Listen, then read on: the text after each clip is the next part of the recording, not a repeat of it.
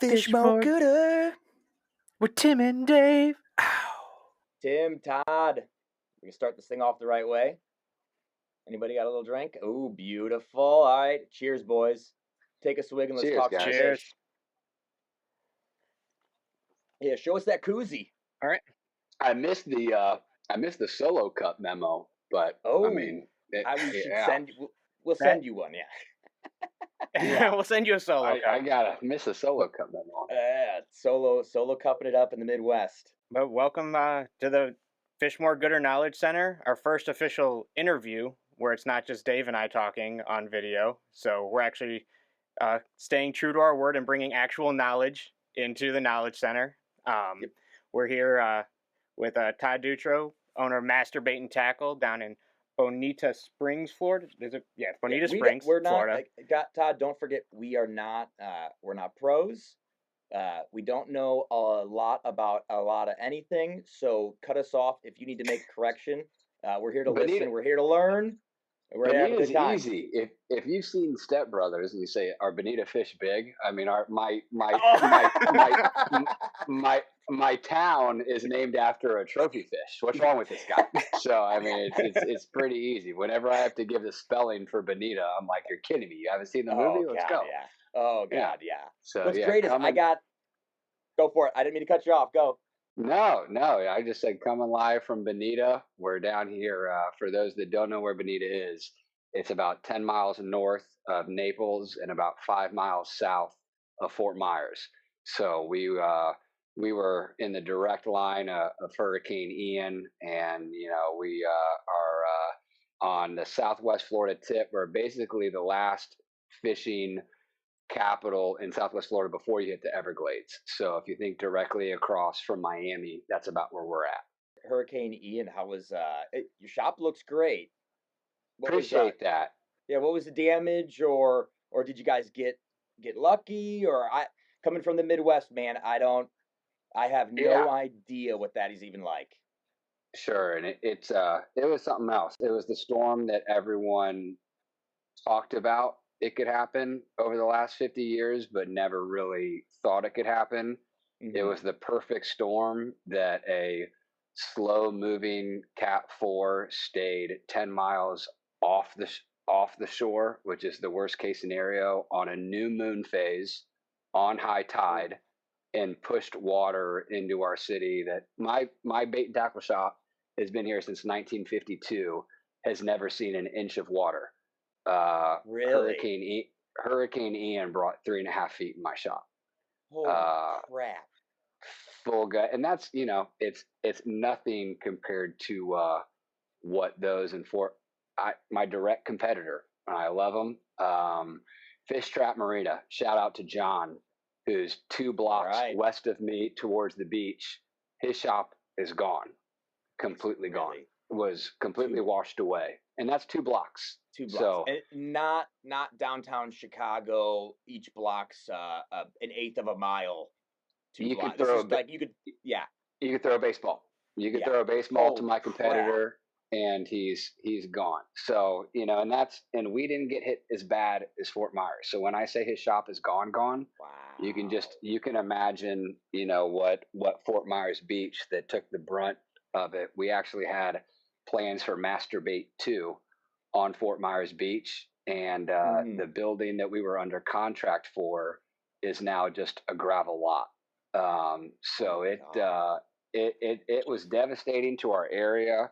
And to give some context to the folks that may be watching this, in terms of fishing demand, on an average weekday, we would typically sell around 4,000 to 6,000 shrimp.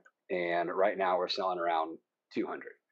And that is solely due to there's no beach access. The beaches, are completely covered in 40 feet of debris and sifting through housing siding and screws and nails. And the boat ramps were closed for almost 2 months. The biggest public boat ramp won't be open for a year.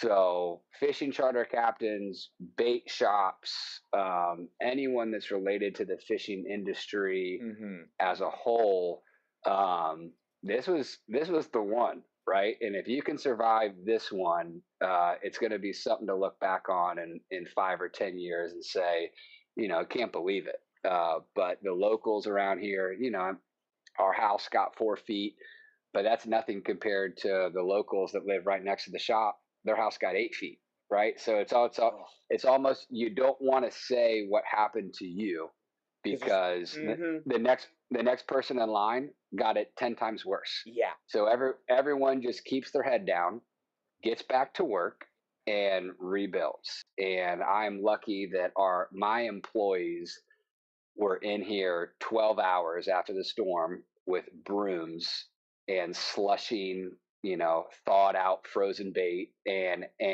3 feet of water that could not escape, and live shrimp that had jumped out of our tanks but found themselves in 3 feet of salt water, and they were like, "This is great." Yeah. And Oh, God. and we actually had taken some of the shirts that you would see over there, the shirts on the bottom rack, we had bagged up and took to our neighborhood. Our wonderful neighbors said, "We'll wash some of the shirts and we'll sell them at relief funds and things of that nature." Our neighbor called us a day later and said, "I was pulling the shirts apart and there was a live shrimp that jumped out that had been sucking the salt water out of a cotton shirt and was still alive 3 days later." I said, "Put it in a cup, save it. That's the last shrimp left in Southwest Florida. Sell it for $500 because some fishermen will buy it." Oh, so it was, that's how it's good. an epic That's story. how good your shrimp are. That's how good your shrimp are. Heck yeah. Heck, 3 days in a salty T-shirt. Put it in your gym bag. You got 1 shrimp left. They're resilient. They're resilient. Awesome. Our tagline is, "You can't beat our bait." And I'll tell you what, even a Category 4 hurricane can't beat our bait. I'll tell you that. God, So that's amazing. But there's a lot of us trying to. There used to be about 60 tackle shops in a 15-mile radius, and I think there's about 7 of us left. So we're like Bubba Gump Shrimp Company after the big storm. We're the one shrimp boat that's left, and when fishing does come back, we'll be ready to serve everybody up. So it's just kind of a waiting game now for FEMA to do whatever they're going to do to clean up our city, but we can't wait till it gets back to some sort of normalcy. Now I'll drop the plug. Support the local bait and tackle shop any way you can. You can masturbate online. Even if you can't, you can masturbate right? online. You can do it. That's right. I got my shirt. That's right. So, that's right. You fish better when you look better. I will tell you that, and that's a professional opinion. That's not an. You look better. That's right. Feel better. Fish better. Right. That's right. Beautiful. That's beautiful. So you said that the shop has been there since 1952. So the building has been here since 1952. It's been master bait and tackle since 1994. A gentleman by the name of Dino started it in '94. Visionary with a great sense of humor. He sold it to a gentleman named Ken Strassen in 2001. Ken really built the business up to be more of a novelty shirt brand, right? I think Dino had 1 shirt. Ken built it to what it was and what it is. And then I purchased it about 16 months ago, and we had a hell of a great first year. Now the hopefully the feather in my cap. I didn't start the business, I didn't build the business, but I'm hoping that surviving Ian and growing it to what it will kind of be my family's legacy. So at least that's the knock on wood, pie in the sky things we're trying to do. I got your back on that. Yeah, appreciate it. So we've been here for a long time. It's a staple. Our shop outside has a massive master bait and tackle painting on the side of the building. It's dubbed the most photographed building in Southwest Florida for a reason. If I had $5 for everyone that took a picture in front of master bait and tackle that didn't buy a shirt, I would have retired 2 weeks after I bought the place. And it's just unbelievable. So we have a camera out there, and I want to just have a speakerphone say, "You can come in. No one's going to bite you in here." But everyone loves taking their Christmas photo out front of masturbate. So it's good. Absolutely. It's fun. So how do you find yourself? So 16 months ago, how do you find yourself approaching the business owner and going, "Hey, I'm a big fisherman. I love whatever, yada yada yada. Would you be interested in selling?" Or how does that How does it develop and get to that point? Yeah. I wanted to ask that question, Dave. Yeah. Sorry, Tim. I got excited. Dude, we're talking fishing. I'm excited, and I've never talked business and fishing, so now I'm excited for different reasons. Yeah. So it was my business attorney that did the deal said it was the most unique deal he'd ever seen in 22 years of writing up contracts. I approached it after I was in management consulting. I worked for a company in the Midwest in Chicago. Good. You went from that to master owning a tackle shop. owner. That's right. Owning a That's tackle. right. All right, That's go right. on. Okay. Yeah. Let's pause. Let's pause. Let's cheers to that. Let's cheers to that. I never had a mid conversation one. I never used the words in this shop ever because I'm afraid of what their eyes will roll back into the back of their heads. So I kind of keep my old career under wraps. We'll blur it out. We'll put a sure. Yeah, don't let anyone know about that. Yeah, but, that'll be just us. Only us know. I was on a flight with my dad. I was actually shadowing him going to look at some businesses in Asia Pacific. I was lucky enough to get opportunities like that with him. Mm-hmm. And during the 19-hour flight to Hong Kong, he was looking over, analytics and different presentations he was going to give. And I was sitting, completely leaned back watching my favorite YouTube saltwater fisherman for almost 9 hours. And he looked at me and just said, is this your priority right now? You have 19 hours to be productive. And I've seen the first 10 hours spent on YouTube watching young kids 10 years younger than you skip plastics underneath mangroves. And I was like, well, what are you saying? He goes, well, when I'm in the car or when I'm on an airplane, I'm thinking about my business and you're sitting here watching YouTube. Shouldn't you be working? And I it stuck with me. I said, well, shit, I shouldn't be doing management consulting for private equity companies. I should probably be fishing. For about 6 months to a year, I really thought hard about how I could make a living in the fishing industry. And I applied, I'll say it outright, I applied to Catchco and some of the biggest names in fishing retail that are taking over the e-commerce side of things because for fishermen that know what we want, we don't go to Bass Pro Shop or Dick's or your local tackle shop, unfortunately for me. You go to tackledirect.com. You go to Carl's Bait Shop. You go to catchco.com and you order in bulk what you already like at the lowest price. So that's kind of where I saw fishing, tackle, and retail going. And I thought with a strategy background, I could be a part of that. I didn't get a phone call. I got an MBA. I got 8 years of management consulting experience. And I lived in South Florida, and they wouldn't even call me. And I was like, I guess that's not in the cards. And so this bait and tackle shop, with all due respect to other bait and tackle shops owners, I don't want to spend 25 years selling shrimp. That's not why I bought Master Bait and Tackle. I saw some trapped value, some unlocked potential, and a brand that was owned by an older gentleman that had built it, but it was content with what it was. And I walked in here probably, in 2019, I said, hey, my name's Todd. I've been in here a few times as the owner here. And he was in the corner, minding his own business. And I said, you ever think about selling? He said, get the F out. Oh, that was his response. He said, why in the world would I sell to you? And I said, great question. Don't know. Just wondered if you were interested. 6 months later, I came back in and I brought another business card and I said, hey, my name's Todd. I came in 6 months ago. If you're ever be interested in selling, I hope you think of me first. I'm passionate. I'll build your business. I'll take care of your baby. I know you've been here for 20 years. Just think of me. And he's like, sounds good, buddy. You going to buy anything? I said, no, he said, get out.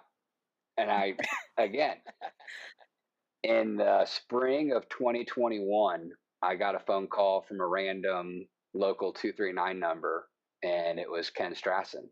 And he said, hey, is this Todd, the young kid that wants to buy this place? I think I'm ready to sell. And we met at a local bar, and I had asked him for, his books, right? And it was, some scratch pad on a daily calendar planner, and it didn't really matter to me.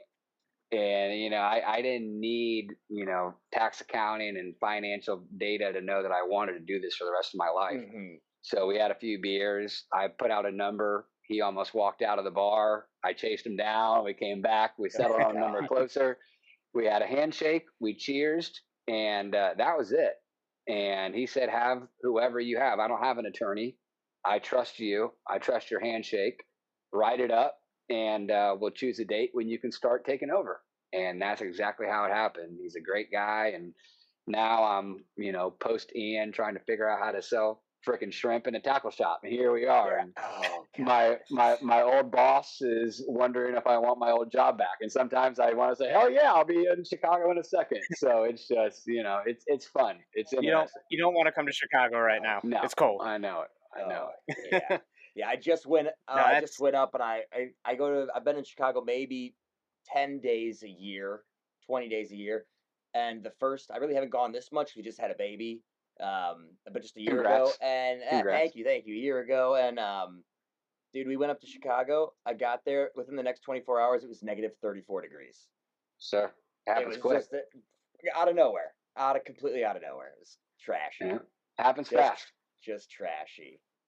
No, that whole story is just great, and it's like, wow, when the cards fall in the right place, and then you're persistent about it. I mean, the first time he told you to get the F out, you could have just been gone. Sure. Originally, we reached out to Todd because we wanted to bring knowledge in. And one thing, I live in Illinois. Dave used to. He's in Columbus now. We're from the Midwest. Mm-hmm. We learned Todd used to be from the Midwest, or he was from the Midwest, but he's not here anymore. And we were curious, what goes into, I fish my lake, my pond, my river. I'm going to go fish the ocean or the Gulf. And I'm going to bring my, spinner rod with my 10-pound line on it, and I'm going to throw it in the water. What's going to happen to me? Right. Yep. Or what do I need to take into consideration? And first, he's probably going to tell me, leave that rod at home. You're a smart man. That's the first thing I'm going to tell you. That is the first thing I'm going to tell you. Go ahead. No. I was gonna say, how many Zebcos have you seen walk through your door? We've asked to respool Zebcos, and we politely just say, we know we won't do that. We can't do that. But it is to answer your question, you should leave your reels at home. There's a reason why the majority of freshwater bait casters or freshwater spinning reels are not over $150, right? They they don't have saltwater stainless steel ball bearings in the drag system. And if you bring what you bought at Cabela's in Columbus, Ohio, down to South Florida, and you throw your monofilament line in the salt water and then reel it back in and have that salt completely, corrode, it's only a matter of days, really, until those bearings will just rust away. The biggest, so I grew up bass fishing in the Midwest. That was me. Mm-hmm. And I came down and did a couple charters, right? Because that's what any Guggen that has no idea what they're doing realizes, smart enough to know that they know nothing, right? Pays $500 to go with some guy that knows everything, but you don't learn anything. You just catch a bunch of fish, right? And you get off the boat and you're like, man, what just happened? Right? I just paid $500 and I got a bunch of fish and I did not get any smarter. Mm-hmm. That's where YouTube and shops, pat myself on the back. Shops like mine, where my employees will sit you down and tell you exactly why fishing is different down here than wherever you're from. One of the first questions we ask is, where are you from? And if you say Michigan, Illinois, Ohio, Indiana, we just start from the basics and say, yeah, you use 10 to 12 pound monofilament to whatever you're using, whether that's a spinner or a crankbait or a worm hook or whatever, and leave that at the door. Our bait fish, a pinfish this big, will break through 10-pound mono, right? So leave all your gear at home. You're going to need to put braided line on. Braided line is strands of twine braided together. It casts 15 times farther. It has no memory, so it flies off your reel instead of mono that has a terrible memory that you can barely cast, 40 feet. You think it's a great cast till you put braid on. You realize, oh my gosh, what have I been missing all my life? But the biggest difference between freshwater fishing and saltwater fishing is line, in my opinion, and line management and your rigging and your setup. So when we even try to say you need to have braided line rigged to a fluorocarbon leader, people just what's fluorocarbon, right? And you wouldn't know. Why would you ever use fluorocarbon in Ohio? You wouldn't. You wouldn't. So it's about understanding what type of line to use, how to tie line to line connections. That is the biggest thing when someone moves down here, especially retired folk or people that have a lot of time, and say, I want to get good. I just bought a $80,000 flats boat. I want to learn how to fish. I'm like, well, you probably should have learned how to tie knots before you spent $80,000 on a flats boat, because that's step one. But it's Naples, right? That's what we deal with. That is the biggest step in the very steep learning curve of the transition from freshwater to saltwater. Now we can dumb it down and make it very easy for folks. This whole wall that's over here is absolutely full of pre-rigged setups for people. So all I need to do is put braided line on your reel, and then I walk you over to this wall and I say, do you know what a Carolina rig is? And you say, I have no idea. And then I show you this. This is stronger leader with a weight, with a swivel and a crimp and a circle hook. And they say, what's a circle hook? Right? You've been used to seeing Kevin Van Dam set the hook like this all your life on ESPN on Sunday mornings at 7 a.m. And down in the saltwater, circle hooks are preferable, one, because there's regulations on almost all fish. You want to let them go. Kevin Van Dam. He's got his KVD right there. Right? And when we ask, are you used to setting the hook? And they say, yeah. Okay, well, then use a J hook. You say a J hook, and they say, what's that? Oh, that's just a normal hook for you northerners, right? We like to use circle hooks, which they call it crank. Don't yank or reel until you feel.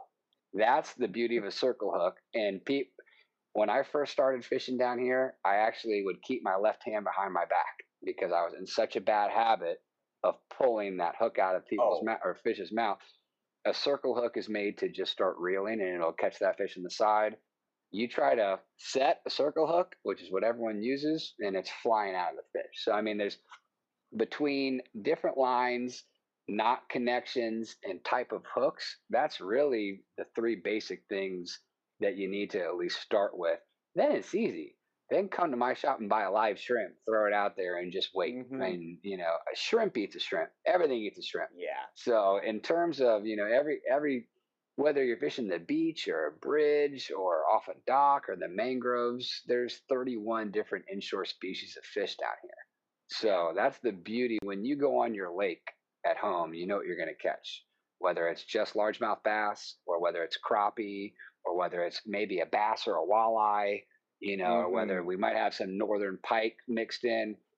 When you go to Estero Bay and you throw a shrimp in, you can catch a snook, a redfish, a sea trout, a mangrove snapper, a jack crevalle, a ladyfish, a tarpon, a pinfish, a squirrelfish, a stingray, a black nose shark, black tip shark, sand shark, Goliath grouper, small gag grouper, cobia.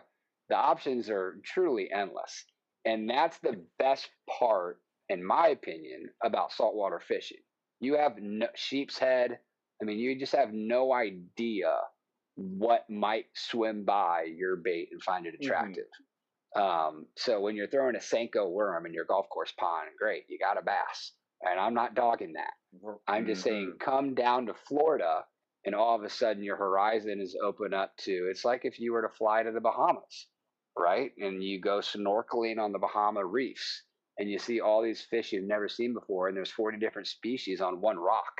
You're like, oh my gosh. Oh, yeah. That's what fishing inshore of Florida is like. There's so much life and so many different species, and they all eat the same bait. It's wonderful. Mm-hmm. You don't have to change anything. It's just so easy once you establish the basics. So, I mean, it really is. It's why I left Chicago. Is when my parents got a house down here, and I caught my first snook, and I put the largemouth bass in my rearview mirror and said, okay, well, I got to figure out how to live down here for the rest of my life. So, yeah, but knots and hooks, man, that's it. That's wild. So I have a question. So the difference between the circle and J hook, the reason you prefer the circle hook, is it because setting a J hook just doesn't work as well? Walk out of the interview. No, I'm just kidding. That's right. Ask your question though. Ask your question. Finish your question. No, is it just because when you have the J hook, like does it just not work setting as well on saltwater fish? Not at all. So that's a J hook. Okay. Right there. Right. That's a owner SSW needlepoint. Okay, and see how the shank goes complete. Maybe you can't. It goes straight up. Yep. This is a circle hook, which is a owner Mewtwo light circle hook, and it has a much wider gap in between that hook. Now, the technology of the circle hook and why the circle hook was brought into use was for conservation purposes. A J hook is if you don't feel that fish, which most people down here do not feel, most tourists, right, do not feel a redfish fully engulf a shrimp. Their line is not tight.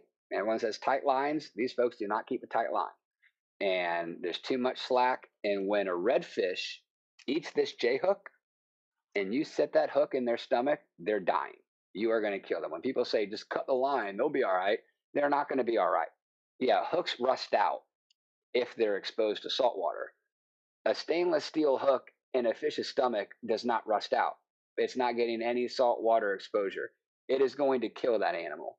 So the circle hooks were invented to essentially have the technology to go down the throat, and instead of setting, when you reel, that circle hook will twist, come up the throat, and get exactly in the corner of their mouth. And so, I mean, it is all about how they make this gap in this hook, that it does not catch anything on the way up, especially if you don't set it. If you just reel slowly until you feel the full weight of the fish, it will come back up, catch the corner, and completely catch them on the side of their mouth. So when you fish offshore on our reefs, if you are fishing for grouper and snapper and you use this hook, a J hook, you are getting fined by Florida Wildlife Conservation. You have to use circle hooks. If you fish a sailfish tournament, you have to use a circle hook. And there's another hook right here that owner makes. And the only reason they sell the shit out of these hooks is because it says meets all federal and coastal regulation guidelines. It wants to scare people into saying, hey, if you're not using this circle hook, you're going to get a ticket. And it's true, but you can use any circle hook, right? But they put it on the packaging, and that thing flies off the shelf. So it's all about conservation. It's all about not killing fish that you're not going to keep. And that's the biggest thing. You guys know as well as anyone that the tourism in South Florida, especially with the fishing aspect, is massive. When we're busy and not ravaged by a hurricane, in our small little area, we could potentially have 350 guides fishing on one day with 4 people on all 350 of their boats. If all of those folks are killing fish with J hooks, multiply that by 365 days out of the year, do the math. Tens of thousands, hundreds of thousands of fish could die, due to poor execution of hook setting. So circle hooks really do come into play more of a conservation mode. That's just wild. So I think we would use, or I've used circle hooks before, with when you get chicken liver when you're catfishing. Catfish. But I think that's right. I think that's the only time I've ever bought circle hooks. But for that reason, you could bury it in the mud, or you put your pole in the side of a riverbank, and you just leave it alone. You don't have to hold it. Yeah, put it in Roddy the rod holder. let Rodney, the rod holder, do his work. You don't touch it, and you're not going to hurt that fish. Hold on 1 second, guys. I got someone coming in the back door. Oh, yeah, go for it. What are you thinking, Tim? I'm thinking I never knew that's what the circle hooks were for. Honestly, I thought they were literally just for catfish. But because you didn't have to, I didn't realize it was because you don't have to set the hook. I thought it was just because the catfish's mouth. I have no idea. That's awesome. Makes perfect sense, though. All right, I'm also using this time to stock up on beer. Yo, you do your thing. Which is actually a really good point because yeah, hold on. My cup's been empty for a couple minutes here. All right. Yeah. That's wow. Literally, I think I have like 2 or 3 packages of circle hooks, just catfish. That's all. Never knew the reason why they were preferred for catfish, but it all makes sense because you don't have to set the hook. You don't have to set grab their mouth and you're good, you know? Hey, y'all. Thanks for watching. You can find more content like this at fishmoregooder.com. Don't forget, like, subscribe at YouTube, and follow us on Instagram, and submit that best catch to fmgbestcatch@gmail.com for a chance to win some cool prizes. Beautiful. We'll catch you on the next one.